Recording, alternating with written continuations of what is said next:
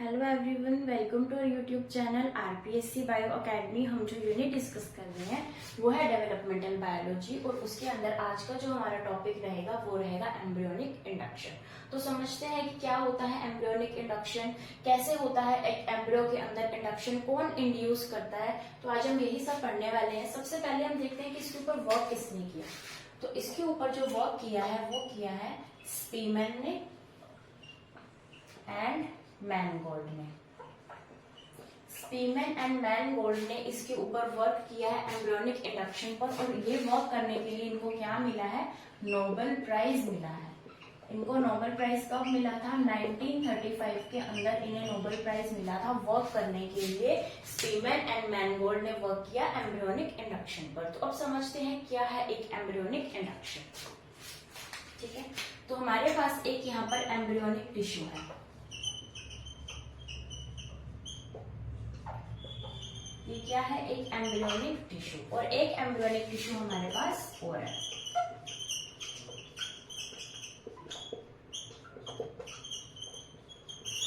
ठीक है, तो हमारे पास दो एम्ब्रियोनिक टिश्यू है। हम इसको नेम दे देते हैं फर्स्ट और इसे नेम दे देते हैं हम सेकेंड। ठीक है, तो अब क्या देखा गया, क्या मतलब है एम्ब्रियोनिक इंडक्शन का, कि ये जो एम्ब्रियोनिक टिश्यू है, अगर हम इस एम्ब्रियोनिक टिश्यू को काट कर या ट्रांसप्लांट कर दिया जाए इस एम्ब्रियोनिक टिश्यू के अंदर, इस एम्ब्रियोनिक टिश्यू के किसी पार्ट को क्या ट्रांसप्लांट कर दिया जाए इस एम्ब्रियोनिक टिश्यू के अंदर, तो इस एम्ब्रियोनिक टिश्यू के अंदर क्या होनी स्टार्ट हो जाएगी, क्लीवेज होनी स्टार्ट हो जाएगी, जिससे क्या बन जाएगा, एम्ब्रियो बन जाएगा। जिससे क्या बन जाएगा, एम्ब्रियो बन जाएगा। यानी इसने क्या कर दिया, इसने इंड्यूस कर दिया किसे, इस टिश्यू को क्या बनाने के लिए, एम्ब्रियो बनाने के लिए। तो क्या नाम दिया, एम्ब्रियोनिक इंडक्शन। इसने इसको इंड्यूस किया, यानी इसके कैरेक्टर्स तो इसके अंदर आएंगे, हो सकता है इसके कैरेक्टर्स भी इसके अंदर आ जाए, वो हम आगे डिस्कस करेंगे कि क्या आते हैं या नहीं आते। तो इसने क्या किया, इंड्यूस किया, किसे किया, इस टिश्यू को इंड्यूस किया, क्या बनाने के लिए, एम्ब्रियो बनाने के लिए। अब जैसे मैंने कहा कि एम्ब्रियोनिक टिश्यू को यहाँ पर क्या किया गया, ट्रांसप्लांट कह सकते हैं या हम कह सकते हैं ग्राफ्टिंग की गई। ठीक है, लेकिन कुछ क्या बोलते हैं कि ये टिश्यू की वजह से यहाँ पर जो इंडक्शन है वो किसी टिश्यू की वजह से नहीं हुई है। टिश्यू कोई इंडक्शन नहीं करवा सकता। यहाँ पर तो कुछ केमिकल्स जो है वो रिलीज हुए होंगे, कुछ केमिकल्स यहाँ से रिलीज हुए होंगे और उन केमिकल्स ने इसको इंड्यूस करने पर मजबूर कर दिया। कुछ ने कहा कि नहीं, केमिकल्स नहीं, कुछ प्रोटीन्स हैं, कुछ स्पेशलाइज्ड प्रोटीन्स हैं जो यहाँ से रिलीज हुए हैं, जिनकी वजह से ये एम्ब्रियोनिक टिश्यू जो है वो एम्ब्रियो के अंदर कन्वर्ट हो गया। लेकिन कुछ ने कहा कि नहीं, प्रोटीन्स भी नहीं है, ये तो एक प्राइमरी ऑर्गेनाइजर है। तो उन्होंने क्या नेम दे दिया इस एम्ब्रियोनिक टिश्यू को, प्राइमरी ऑर्गेनाइजर नाम दे दिया, कि ये तो कोई एक प्राइमरी ऑर्गेनाइजर है जो इस टिश्यू को इंड्यूस कर रहा है एक एम्ब्रियो बनाने के लिए। कुछ ने कहा नहीं, इसका नाम क्या है, मॉर्फोजन। यानी हर कोई साइंटिस्ट जो है वो अपना अपना मत देता गया और अपने अपने नाम देता गया। कुछ ने कहा कि ये क्या है, इवोकेशन है, इवोकेटर है, सॉरी इवोकेटर। तो हर किसी साइंटिस्ट ने अपने अपने मत दिए और यहाँ से जो चीज इंड्यूस कर रही है उसके अपने अपने नाम दिए। कुछ ने कहा कि ये जो टिश्यू है ये कुछ केमिकल्स रिलीज करता है जिसकी वजह से इस टिश्यू के अंदर चेंजेस आते हैं। कुछ कहते हैं नहीं, प्रोटीन्स रिलीज करता है। कुछ ने इसका नाम ही चेंज करके क्या रख दिया, प्राइमरी ऑर्गेनाइजर रख दिया। कुछ ने कहा कि नहीं, यहाँ पर कोई मॉर्फोजेंस रिलीज किए जाते हैं, और कुछ ने कहा नहीं, यहाँ पर क्या रिलीज किए जाते हैं, एवोकेटर रिलीज किए जाते हैं। तो ये सभी साइंटिस्ट का अपना अपना मत था, जिसके अंदर हमने जो लर्न करना है, एक तो हमें ये याद करना है कि प्राइमरी ऑर्गेनाइजर किसने कहा। तो प्राइमरी ऑर्गेनाइजर कहा था स्पीमैन ने, प्राइमरी ऑर्गेनाइजर कहा था स्पीमैन ने, और जो एवोकेटर है, एवोकेटर इसे बोला था वेडिंगटन ने। वेडिंगटन ने वर्ड दिया था एवोकेटर और इस प्रोसेस को नाम दिया था इसने एवोकेशन या इवोकेशन। एवोकेशन या इवोकेशन नेम भी किसने दिया था, वेडिंगटन ने, और ये जो केमिकल है इसे नाम दिया था एवोकेटर। ठीक है, तो यहाँ पर हमने दो नेम स्पेशली याद रखने हैं। स्पीमैन ने क्या कहा, प्राइमरी ऑर्गेनाइजर, वेडिंगटन ने क्या कहा, एवोकेटर। तो ये है एक एम्ब्रियोनिक इंडक्शन जिसकी वजह से एक टिश्यू का, एक एम्ब्रियोनिक टिश्यू का कुछ पार्ट दूसरे एम्ब्रियोनिक टिश्यू के अंदर कुछ चेंजेस करता है, जिससे कि वो क्या करता है, एक एम्ब्रियो बनाने के लिए इंड्यूस हो जाता है। और इसी प्रोसेस को हमने क्या कहा है, एम्ब्रियोनिक इंडक्शन कहा है। ठीक है, तो अभी हम इसके आगे चलते हैं। अभी हम देखते हैं कि स्पीमैन और मैनगोल्ड ने क्या क्या एक्सपेरिमेंट्स किए जिसकी वजह से यहाँ पर क्या हुआ, एम्ब्रियोनिक इंडक्शन को इन्होंने डिस्कवर किया।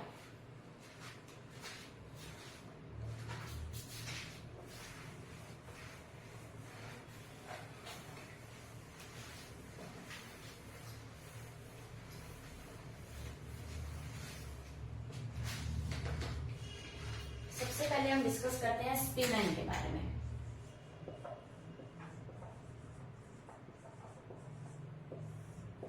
स्पीमैन ने एक थ्योरी दी थी जिसका नाम इसने दिया था मोज़ेक थ्योरी।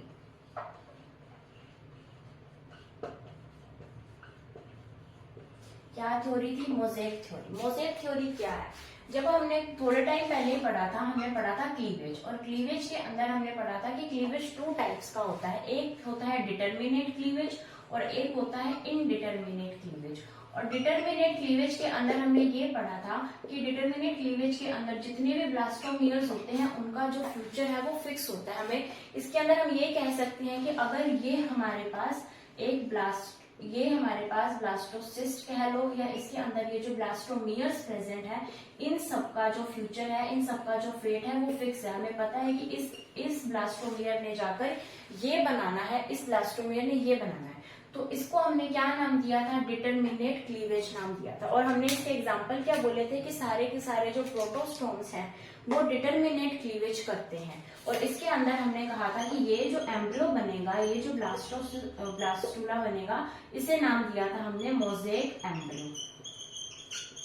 क्या नाम दिया था, मोज़ेक एम्ब्रियो नाम दिया था। तो ये जो मोज़ेक एम्ब्रियो है, इसी के ऊपर ही ये मोज़ेक थ्योरी दी गई है।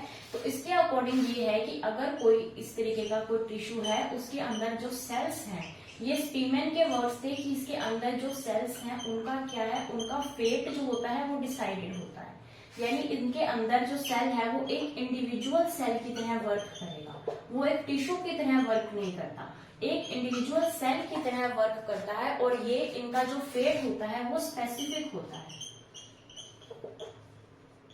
यानी इनको पता है कि कौन सा ऑर्गन बनाना है, एक स्पेसिफिक ऑर्गन की फॉर्मेशन ये करते हैं। और इन्होंने इस थ्योरी को नाम क्या दिया था, मोज़ेक थ्योरी। तो इनके अकॉर्डिंग कि इस टिश्यू ने तो अलग बना, इस सेल ने जो है, अगर हम इसको समझने की कोशिश करें तो ये कहना चाहते हैं कि इस सेल ने अगर किडनी बनानी है तो किडनी ही बनानी है, इस सेल ने लीवर बनाना है तो लीवर ही बनाना है, इस सेल ने अगर इसका एक हैंड बनाना है तो हैंड ही बनेगा, और इस सेल ने अगर इसका हार्ट बनाना है तो हार्ट ही बनेगा। तो ये थी मोज़ेक थ्योरी कि हर किसी सेल का एक इंडिविजुअल की तरह वर्क करेगा और एक स्पेसिफिक ऑर्गन को बनाएगा। और ये थ्योरी किसने दी थी, स्पीमैन ने ये थ्योरी दी थी। और ये हमने कहाँ से वर्ड उठाया है, ये डिटर्मिनेट क्लीवेज में हम डिस्कस कर चुके हैं, इसलिए यहाँ पर रिपीट करवाया गया। तो उसके बाद इन्होंने अपनी इस थ्योरी को सिद्ध करने के लिए क्या किया, एक्सपेरिमेंट किया। उन्होंने क्या एक्सपेरिमेंट किया, उन्होंने सबसे पहले यहाँ पर लिए न्यूट्स के ज़ायगोट। न्यूट्स कौन होते हैं, न्यूट्स होते हैं एम्फीबियंस। तो एम्फीबियंस के या फिर न्यूट्स के उन्होंने क्या लिए थे, उन्होंने ज़ायगोट लिया। उन्होंने एक ज़ायगोट लिया, इस तरीके का उन्होंने एक ज़ायगोट लिया। ज़ायगोट क्या होता है, ज़ायगोट के अंदर क्लीवेज अभी तक हुई नहीं है, यह भी ज़ायगोट ही है, ठीक है। उन्होंने क्या किया कि इस ज़ायगोट को यहाँ से उन्होंने एक पतली सी रस्सी कह सकते हैं या एक धागे से इन्होंने इस तरीके से इसको रैप कर लिया और उसको क्या कर दिया, खींच दिया। तो इसको एकदम से खींचने पर ये स्ट्रक्चर किस तरीके की बन गई, ये स्ट्रक्चर बन गई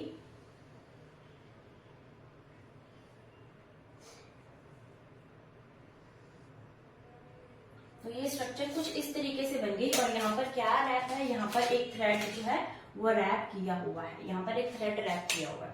तो ये स्ट्रक्चर कुछ इस तरीके की बन गई। और ये किसका ज़ायगोट था, एक एम्फीबियन का ज़ायगोट था। तो उन्होंने देखा कि जब उन्होंने इस तरीके से किया तो न्यूक्लियस जो है वो इस जगह पर आ गया। तो न्यूक्लियस क्या आ गया, इस जगह पर आ गया। और उन्होंने देखा कि यहाँ पर क्या बने, 2 एम्ब्रियो बने। पहले न्यूक्लियस ने क्या किया, इस साइड पे क्या किया, क्लीवेज किया। तो इस साइड पर क्लीवेज करने से यहाँ पर एक एम्ब्रियो बन गया। और फिर इस न्यूक्लियस ने क्या किया कि ये न्यूक्लियस इसके थ्रू इस वाले पार्ट में आ गया और इस पार्ट में इसने फिर से क्लीवेज किया और यहाँ पर एक और एम्ब्रियो बन गया। तो यहाँ पर क्या बन गया, एक और एम्ब्रियो बन गया। तो यानी यहाँ पर 2 एम्ब्रियो बन के क्या करने से, अगर इसको एक थ्रेड से उन्होंने बिल्कुल इस तरीके से गांठ मार दी लेकिन इनको अलग नहीं किया, ठीक है। तो ये काम स्पीमैन ने अपने एक्सपेरिमेंट के अंदर किया। लेकिन उनकी थ्योरी तो ये कहती थी कि इनका जो इंडिविजुअल सेल है उससे एक स्पेसिफिक ऑर्गन ही बनेगा, यानी यहाँ पर दो एम्ब्रियो तो बन ही नहीं सकते, यानी इसके अंदर तो उसका एक पार्ट बनता, इसके अंदर उसका एक पार्ट बनता। यानी हम ये कहते हैं कि अगर ये थ्योरी सही होती तो इस पार्ट से क्या बनता, उस एनिमल का एंटीरियर पार्ट बनना था और इस पार्ट से उसका पोस्टीरियर पार्ट बनना था। तो ये कंप्लीट एम्ब्रियो कैसे बन गए? तो इसकी थ्योरी का खंडन यही हो गया कि मोज़ेक थ्योरी जो उसने ली थी वो सही नहीं दी थी। ऐसा नहीं होता कि एक सेल जो है वो एक स्पेसिफिक ऑर्गन ही बनाएगा और इंडिविजुअल सेल की तरह ही वर्क करेगा, क्योंकि अगर ऐसा होता तो यहाँ पर दो एम्ब्रियो ना बनते, इधर इसका एंटीरियर पार्ट बनता, इधर इसका क्या बनता, पोस्टीरियर पार्ट बनता। तो ये जो है इसका खंडन यही हो गया। फिर इसने एक और एक्सपेरिमेंट किया,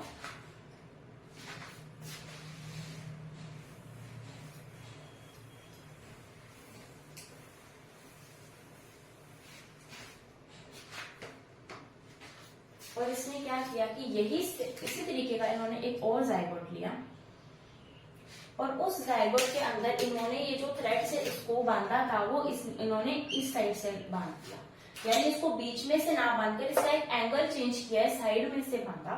और जब साइड में से बांधा तो उन्होंने देखा कि इसका जो न्यूक्लियस है वो इस साइड रहेगा।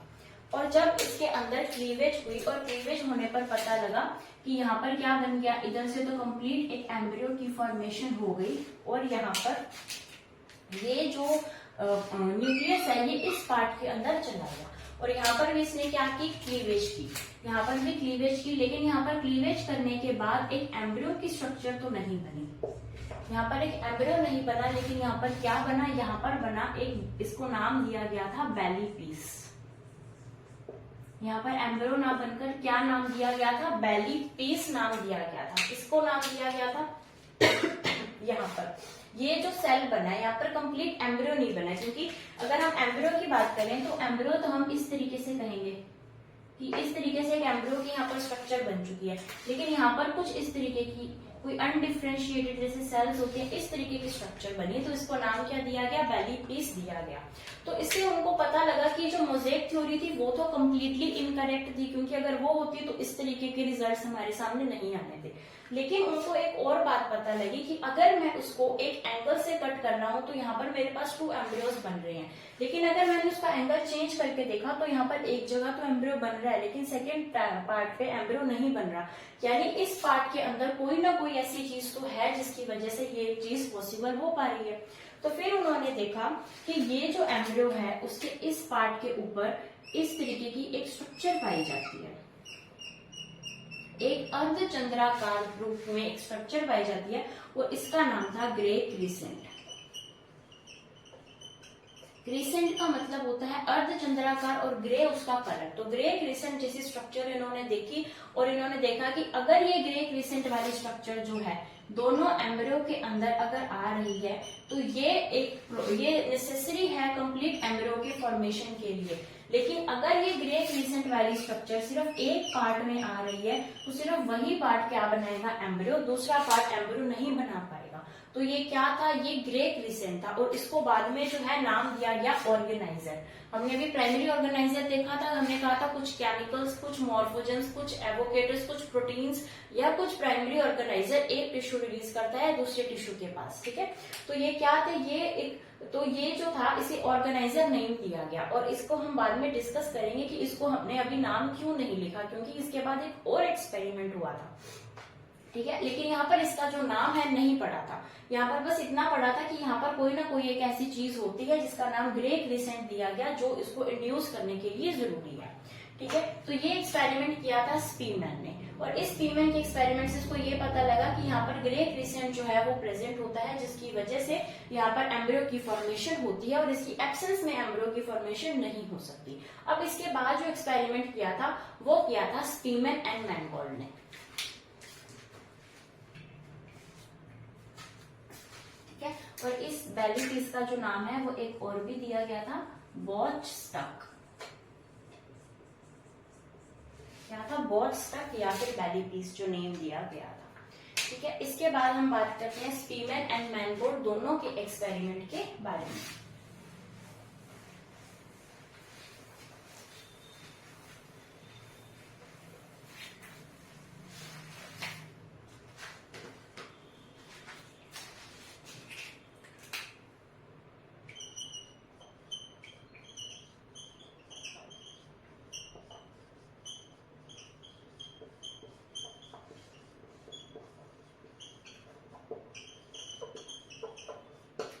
स्पीमैन एंड मैनगोल्ड ने क्या यहाँ पर यूज किया था, इस एक्सपेरिमेंट के अंदर उन्होंने एक एम्ब्रियोनिक टिश्यू का कुछ पार्ट जो है वो निकालकर दूसरे एम्ब्रियोनिक टिश्यू में डाला था। यानी यहाँ पर क्या किया गया, ट्रांसप्लांटेशन किया गया।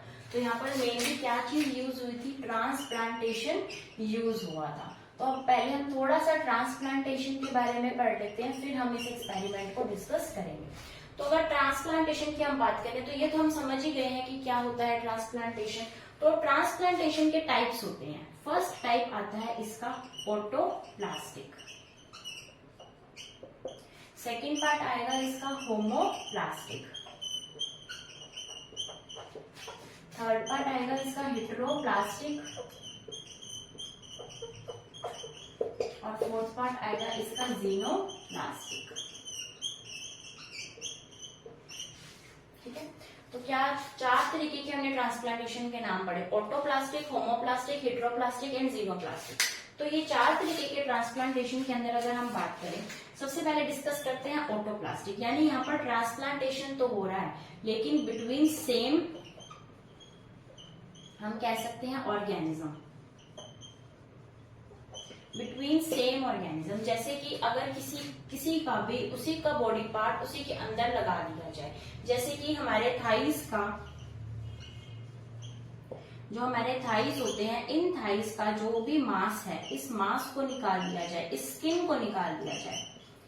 अगर थाइस की स्किन को निकालकर किसी भी बॉडी पार्ट के ऊपर चिपका दिया जाए तो हम क्या कहेंगे, यहाँ पर ऑटोप्लास्टिक जो है ट्रांसप्लांटेशन हो गया। यानी किसी के अगर चेहरे पर, हाथ पैर पर कोई दाग धब्बा होता है तो हमारी जो स्किन है उस स्किन का पार्ट निकालकर, हमारी ही बॉडी से निकालकर और हमारी ही बॉडी के ऊपर ट्रांसप्लांट कर दिया जाता है। तो इसे क्या बोला जाता है, ऑटोप्लास्टिक। ऑटोप्लास्टिक ट्रांसप्लांटेशन यानी सेम ऑर्गेनिज्म के बीच में क्या हुआ, ट्रांसप्लांटेशन हुआ। उसी तरीके से अगर हम बात करें होमोप्लास्टिक, तो होमोप्लास्टिक होता है बिटवीन सेम स्पीशीज,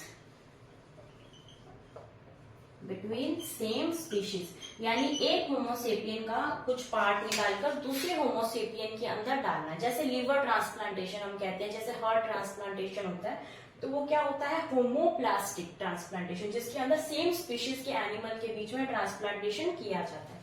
अगर हम बात करें हेटेरोप्लास्टिक, तो ये किया जाता है between same genus, same genus के बीच में ट्रांसप्लांटेशन किया जाता है। ठीक है, जैसे कि हम कह सकते हैं कि जिनका जीनस सेम है, जिनकी स्पीशीज तो है वो तो अलग है लेकिन जिनका जीनस सेम है। जैसे हम बात करें फ्रॉग, तो फ्रॉग का जो नेम होता है वो होता है राना टाइग्रीना, है ना। तो अगर राना टाइग्रीना की जगह हम राना की और स्पीशीज ले लें तो वो कैसा हो जाएगा, हेटेरोप्लास्टिक हो जाएगा। यानी जीनस सेम होगा लेकिन जो है स्पीशीज डिफरेंट हो सकती है। उसके बाद आएगा जीनोप्लास्टिक। जीनोप्लास्टिक के अंदर आएगा between different genus, between different genus, यानी यहाँ पर जीनस ही अलग हो चुका है। यानी यहाँ पर अगर हम कहें हाइला एंड टोड के बीच में अगर हमने कराया है तो वहां पर क्या हो गया, जीनस ही डिफरेंट हो गया। तो यहाँ पर जो ट्रांसप्लांटेशन किया जाता है उसे बोला जाता है जीनोप्लास्टिक। ठीक है, तो हमने 4 तरीके के ट्रांसप्लांटेशन देखे, ऑटोप्लास्टिक, होमोप्लास्टिक, हेटेरोप्लास्टिक एंड जीनोप्लास्टिक। तो ये जो टर्म्स है ये हमारे दिमाग में एक बार होनी चाहिए। अब हम देखते हैं कि इस ट्रांसप्लांटेशन का यूज करके क्या उन्होंने स्पीमैन एंड मैनगोल्ड ने एक्सपेरिमेंट किया।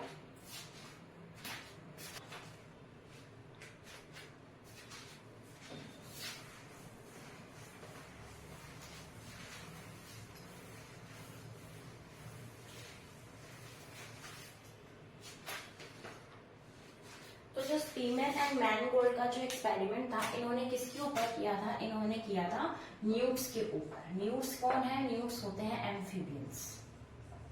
न्यूट्स या फिर एम्फीबियंस के ऊपर ही इन्होंने अपना एक्सपेरिमेंट किया था। तो इन्होंने यहाँ पर लिया एक, हम कह सकते हैं कि एक एम्ब्रियोनिक टिश्यू एक स्पीशीज का, और ये लिए इन्होंने सेकंड स्पीशीज का एम्ब्रियोनिक टिश्यू। तो हम इस स्पीशीज को नाम देते हैं ट्राइटेरस क्रिस्टेटस, ट्राइटेरस क्रिस्टेटस, ट्राइटेरस क्रिस्टेटस, और इसका नाम है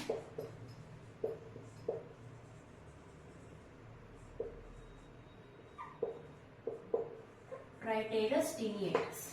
तो ये दो स्पीशीज ली गई, कौन कौन सी, ट्राइटेरस क्रिस्टेटस एंड ट्राइटेरस टीनिएटस। तो इन दोनों स्पीशीज के अंदर क्या किया गया, ट्रांसप्लांटेशन किया गया। तो इस स्पीशीज का जो टिश्यू है वो लिया गया, तो इसको क्या बोलेंगे हम, डोनर बोल सकते हैं, और इसे और क्या बोला जाएगा, इंड्यूसर भी बोला जाएगा, डोनर या फिर इंड्यूसर। और इसे क्या बोला जाएगा, इसे बोला जाएगा रेसिपिएंट, क्योंकि ये कैसा है, ये ग्राही है, तो इसे क्या बोला जाएगा, रेसिपिएंट बोला जाएगा। ठीक है, अभी जो ट्राइटेरस क्रिस्टेटस है, तो इसके अंदर क्या हुआ, यहाँ पर क्या की गई, ट्रांसप्लांट किया गया। ट्रांसप्लांटेशन किसका किया गया, ट्रांसप्लांटेशन किया गया डोर्सल लिप का। ट्रांसप्लांटेशन किसका किया गया, डोर्सल लिप का, यानी इसका जो ये पार्ट है, अगर हम कहें इसका ये पार्ट, सपोज ये डोर्सल लिप है, तो इस डोर्सल लिप का जो ट्रांसप्लांटेशन है वो यहाँ पर किया गया। डोर्सल लिप का यहाँ पर ट्रांसप्लांटेशन किया गया, तो इससे अब क्या हुआ कि जो यहाँ पर एम्ब्रियो बना, इससे क्या बना, इससे एक एम्ब्रियो बना, और इस एम्ब्रियो के अंदर क्या देखा गया कि इस तरीके की एक स्ट्रक्चर हमें देखने को मिली। इससे क्या बना, एम्ब्रियो, लेकिन ये नॉर्मल एम्ब्रियो की तरह नहीं दिख रहा, इसके अंदर क्या हुआ, कुछ चेंजेस हमें दिख रहे हैं। तो यहाँ पर क्या बना, यहाँ पर बना एक तो हमारा जो प्राइमरी इन्वेजिनेशन से बनने वाला क्या था, एम्ब्रियो। एम्ब्रियो बनने के साथ साथ यहाँ पर क्या हुई, यहाँ पर एक और इन्वेजिनेशन हम कह सकते हैं देखने को मिली, जिसे क्या बोलेंगे कि यहाँ पर हमें सेकेंडरी इन्वेजिनेशन इनको देखने को मिली, सेकेंडरी इन्वेजिनेशन। तो यहाँ पर क्या देखने को मिली, सेकेंडरी इन्वेजिनेशन देखने को मिली, और इन्होंने देखा कि ये वाला जो पार्ट है ये पोस्टीरियर पार्ट बना रहा है। कैसा पार्ट बना रहा है, इसका पोस्टीरियर पार्ट, इस एम्ब्रियो का पोस्टीरियर पार्ट बना रहा है, यानी इससे जो बनने वाला जो नया पार्ट था वो क्या बना रहा है, इसका, यानी इस एम्ब्रियो का तो पोस्टीरियर पार्ट ये रहा, लेकिन ये जो एक्स्ट्रा चीज बना रहा है वो भी इसका पोस्टीरियर पार्ट ही बना रहा है। तो इन्होंने क्या ट्रांसप्लांट किया, डोर्सल लिप। कौन से स्थान पर ट्रांसप्लांट किया, यहाँ पर क्या बनने वाला था, लेटरल लिप बनने वाला था। तो लेटरल लिप बनने वाला था, यहाँ पर क्या ट्रांसप्लांट किया है, डोर्सल लिप। और ये कौन सी स्टेज थी, ये थी अर्ली गैस्ट्रूला। तो ये स्टेज कौन सी थी, अर्ली गैस्ट्रूला स्टेज थी, इसकी भी और इसकी भी कैसी स्टेज थी, अर्ली गैस्ट्रूला स्टेज के अंदर ये किया गया ट्रांसप्लांटेशन। और इस ट्रांसप्लांटेशन को हम क्या बोलेंगे, इस ट्रांसप्लांटेशन को हम बोलेंगे हेटेरोप्लास्ट, क्योंकि बिटवीन सेम जीनस हो रहा है। तो ये कैसा ट्रांसप्लांटेशन है, हेटेरोप्लास्ट ट्रांसप्लांटेशन है। ठीक है, तो यहाँ पर क्या हुआ कि इसका डोर्सल लिप लिया गया, इधर जो है ट्रांसप्लांट किया गया अर्ली गैस्ट्रूला स्टेज के अंदर, और यहाँ पर हमें इस तरीके का एम्ब्रियो देखने को मिला। और इसके अंदर जो नोटोकॉड पाई गई, जो यहाँ भी नोटोकॉड पाई गई, वो जो नोटोकॉड है वो कौन सी टिश्यू की पाई गई, ये किसकी है, ये होस्ट की ही है, यानी होस्ट टिश्यू से ही क्या बनी है, इसकी नोटोकॉड बनी है। ठीक है, तो यहाँ पर क्या बना, यहाँ पर डोर्सल लिप का किया गया। तो ये जो डोर्सल लिप है इसे क्या नाम दिया गया था, स्पीमन ने इसे नाम दिया था प्राइमरी ऑर्गेनाइजर।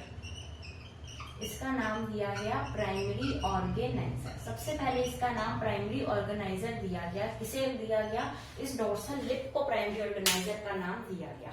लेकिन बाद में पता लगा कि इससे पहले, यानी इस डोर्सल लिप से पहले भी इस एम्ब्रियो में, इस गैस्ट्रूला के अंदर ऐसे स्ट्रक्चर्स पाई जाती हैं जो कि ये चीज इंड्यूस कर सकती हैं। तो ये चीज जो इंड्यूस कर सकती है, इससे भी पहले जो स्ट्रक्चर पाई जाती है यानी प्राइमरी ऑर्गेनाइजर, तो फिर उसे कहना चाहिए, इसे हमने कैसे कह दिया, क्योंकि इससे पहले भी एक ऑर्गेनाइजर इसके अंदर प्रेजेंट था पहले वाली स्टेजेस में, तो फिर इसका नाम प्राइमरी ऑर्गेनाइजर ना रखकर सिर्फ ऑर्गेनाइजर रखा गया। तो इसका नाम बाद में क्या कर दिया गया था, ऑर्गेनाइजर कर दिया गया था। पहले इसका नाम क्या रखा था, प्राइमरी ऑर्गेनाइजर रखा था। ठीक है, तो ये हमने देखा स्पीमन एंड मैनगोल्ड का एक्सपेरिमेंट किस पे किया इन्होंने, न्यूट्स यानी कि एम्फीबियंस के ऊपर किया, अर्ली गैस्ट्रूला स्टेज में किया। नाम क्या है, ट्राइटेरस क्रिस्टेटस एंड ट्राइटेरस टीनिएटस। तो इसके ऊपर यहाँ पर ट्रांसप्लांटेशन किया गया। कौन सा किया गया? हेटेरोब्लास्ट ट्रांसप्लांटेशन किया गया। डोर्सल लिप का ट्रांसप्लांटेशन किया गया। किस जगह पर किया गया? लेटरल लिप की जगह पर किया गया। और यहाँ पर हमने देखा कि सेकेंडरी इन्वेजिनेशन हमें देखने को मिली है, जो कि कैसा पार्ट बना रही है? पोस्टीरियर पार्ट बना रही है। और यहाँ पर जो नोटोकॉर्ड बनी है वो होस्ट टिश्यू यानी इस रेसिपिएंट टिश्यू की ही बनी है। ठीक है, तो ये इनका एक्सपेरिमेंट था और यहाँ से जो क्वेश्चन आया हुआ है वो यही आया हुआ है कि कौन सा पार्ट ट्रांसप्लांट किया गया था। तो डोर्सल लिप जो है वो ट्रांसप्लांट किया गया था और ये क्वेश्चन असिस्टेंट प्रोफेसर के अंदर पूछा जा चुका है कि कौन सा पार्ट किया था। तो डोर्सल लिप का ट्रांसप्लांट किया गया था। ठीक है, तो अभी हम चलते हैं इससे आगे।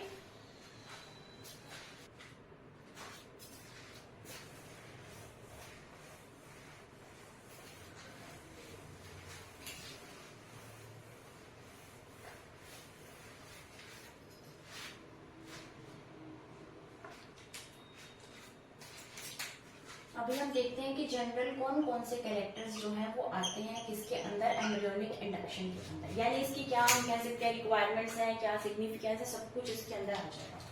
तो अगर हम बात करें एम्ब्रियोनिक इंडक्शन की, तो जहां से टिश्यू दिया जाता है उसे क्या बोलेंगे? इंड्यूसर बोलेंगे या क्या बोलेंगे? डोनर बोलेंगे। और जिसको मिलता है उसे क्या बोला जाता है? रेसिपिएंट बोला जाता है। एक तो हमें इन सब की जो वोकैबुलरी है वो लर्न होनी चाहिए। इसके बीच में क्या दिया जाता है? प्राइमरी जो चेंजेस करता है उसे क्या क्या नाम दिए गए हैं? प्राइमरी ऑर्गेनाइजर दिया गया है। उसके अलावा नाम दिया गया है मॉर्फोजन। उसके अलावा नाम दिया गया है इवोकेटर। कुछ ने क्या बोला कि सिंपल केमिकल्स हैं और कुछ ने क्या बोला कि स्पेशलाइज्ड प्रोटीन्स हैं।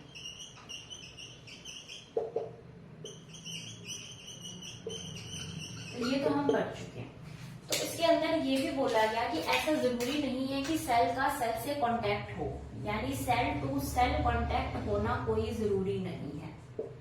यानी कि डोनर और रेसिपिएंट का कांटेक्ट होना कोई जरूरी नहीं है, क्योंकि अगर हम इसको केमिकल्स मान के चले तो केमिकल्स तो वैसे भी दिए जा सकते हैं। ठीक है, यहाँ पर आर्टिफिशियल केमिकल्स का भी यूज किया जा सकता है। एम्ब्रियोनिक इंडक्शन के लिए आर्टिफिशियल जो है केमिकल्स का यूज किया जा सकता है। ऐसा जरूरी नहीं है कि यहाँ पर एम्ब्रियोनिक टिश्यू ही करवा सके, तो एम्ब्रियोनिक टिश्यू ही इंडक्शन करवा सके ऐसा भी कंपलसरी नहीं है। और सेल जो करवा रहा है वो लिविंग हो ऐसा भी जरूरी नहीं है, यानी उसका लिविंग होना भी जरूरी नहीं है, उसका एक एम्ब्रियोनिक टिश्यू होना भी जरूरी नहीं है, उसका वो आर्टिफिशियल केमिकल्स भी हो सकते हैं। यहाँ पर सेल टू सेल कांटेक्ट होना भी जरूरी नहीं है। तो ये किसके कैरेक्टर्स है कह सकते हैं? एम्ब्रियोनिक इंडक्शन के अंदर ये चीजें हमें ध्यान में रखनी है। एक तो हमें वोकैबुलरी जो है वो ध्यान में रखनी है और एक हमने देखना है कि सेल टू सेल कांटेक्ट अगर नहीं है तो भी काम चल जाएगा, आर्टिफिशियल केमिकल से भी चल जाएगा, एम्ब्रियोनिक टिश्यू अगर वो नहीं है तो भी चल जाएगा, क्योंकि इन सबका मतलब एक ही बन रहा है। क्योंकि अगर कोई आर्टिफिशियल केमिकल है तो वो लिविंग होना जरूरी नहीं है, तो वो लिविंग कैसे ही होगा, है ना। अगर आर्टिफिशियल केमिकल को यूज कर रहे हैं तो फिर वो एम्ब्रियोनिक टिश्यू कैसे हुआ, और अगर आर्टिफिशियल केमिकल्स यूज कर रहे हैं तो सेल टू सेल कांटेक्ट कैसे हुआ। तो ये सब एक दूसरे से इंटरलिंक्ड है। ठीक है, अभी हम देखते हैं कि कौन कौन से प्राइमरी ऑर्गेनाइजर जो है वो यूज किए गए हैं। प्राइमरी ऑर्गेनाइजर के बारे में पढ़ेंगे, फिर हम देखते हैं कि क्या चेंजेस आते हैं अगर अर्ली गैस्ट्रुला में ट्रांसप्लांटेशन की जाए और क्या चेंजेस आते हैं अगर लेट गैस्ट्रुला के अंदर ट्रांसप्लांटेशन की जाए।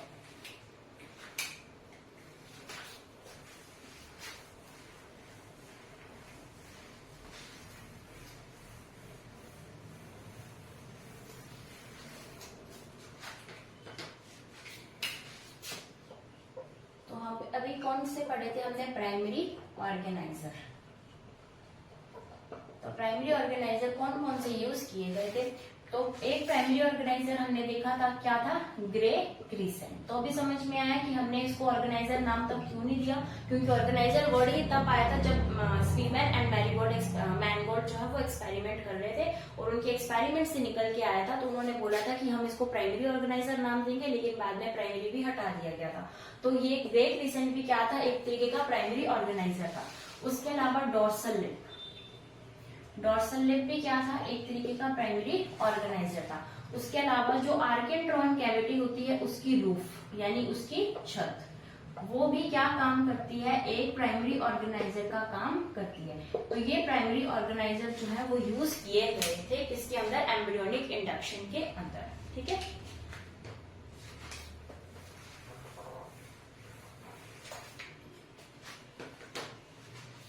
अभी यहाँ पर इस एम्ब्रियोनिक इंडक्शन में एक स्टेटमेंट और आती है कि अगर हम अर्ली गैस्ट्रोला के अंदर ट्रांसप्लांटेशन करते हैं, अर्ली गैस्ट्रोला के अंदर ट्रांसप्लांट करने से जो नया टिश्यू बनेगा वो नया टिश्यू बनेगा होस्ट का, वो नया टिश्यू क्या बनेगा, होस्ट का।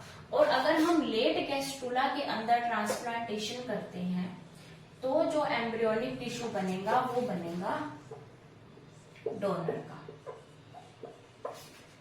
क्या मतलब हुआ कि अगर अर्ली गैस्ट्रोला यानी अगर गैस्ट्रोला की अर्ली स्टेज के अंदर ट्रांसप्लांटेशन कर दिया गया तो होस्ट के अंदर जो टिश्यू बनना था वही बनेगा। अगर हम इसको एग्जांपल से समझें, ठीक है, अगर हम यहाँ पर कर दें एक ऐसे टिश्यू का ट्रांसप्लांटेशन जो कि कैसा क्या बनाएगा, प्रिजम्पटिव एक्टोडर्म बनाने वाला है।